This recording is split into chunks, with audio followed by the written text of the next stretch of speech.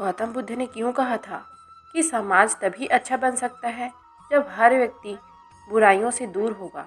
हम सुधरेंगे तभी तो समाज सुधरेगा और हम सुधरेंगे तभी समाज स्वतः ही अच्छा हो जाएगा।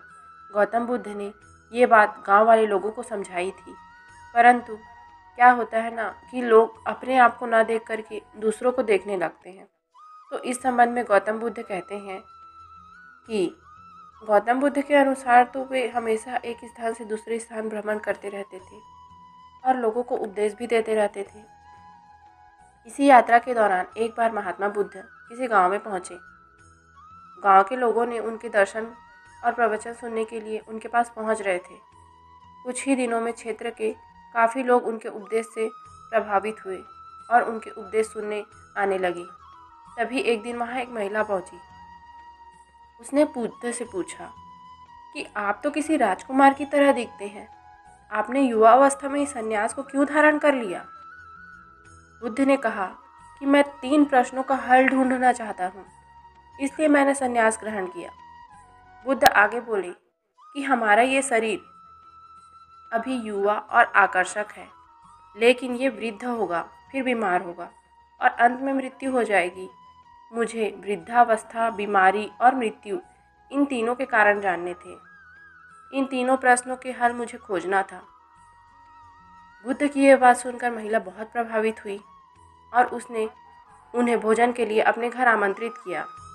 जैसे ही ये गांव वालों को पता चली कि बुद्ध ने उस महिला के घर भोजन के लिए जाना चाह रहे हैं या वहाँ भोजन ग्रहण करना चाह रहे हैं, तभी गांव वालों ने उनसे कहा कि वे उस स्त्री के यहाँ ना जाएं, क्योंकि उसका चरित्र सही नहीं है।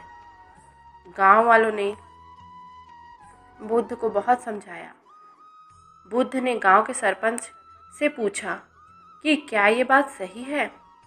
सरपंच ने भी गांव वालों के बात को सहमति देते हुए कहा कि हाँ, ये बात सही है। तब बुद्ध ने सरपंच का एक हाथ पकड़कर कहा कि अब ताली बजाकर दिखाओ। इस पर सरपंच ने कहा कि यह कैसे संभव है, एक हाथ से ताली कैसे बज सकती है। बुद्ध ने कहा कि सही है।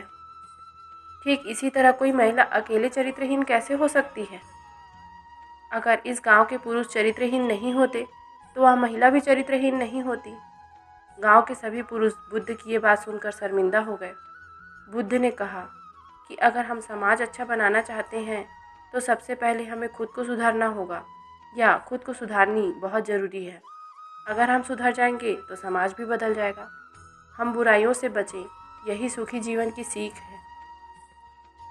दोस्तों, सुखी जीवन जीने के लिए हम हर चीज़ को दूसरों के ऊपर थोपते रहते हैं कि इस कारण से हम सुखी नहीं हैं या हमको ये परेशानी है। ऐसा कहकर हालात अच्छे हों या बुरे, हमें हर परिस्थिति में खुद को ढाल लेना चाहिए, या यूँ कहें तो हर परिस्थिति में खुद को ढालने की कला हमें सीखनी बहुत ज़रूरी है, तभी हमें संतुष्टि मिल सकती है।